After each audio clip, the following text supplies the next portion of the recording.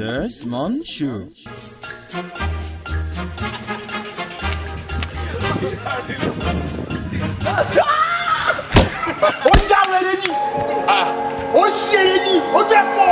What's the problem? I am OG, original gangster. OG not be like God. Woman, I'll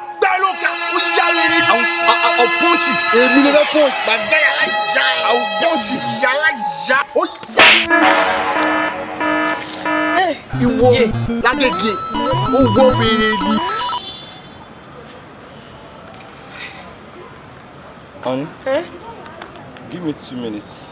I'm coming. Where are you going to now? Ulesha. But this is Lagos now. Where are you going to Ilesha?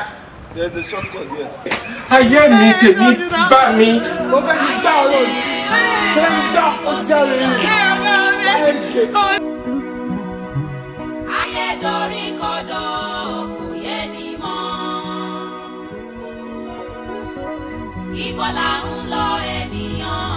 Desmond cares.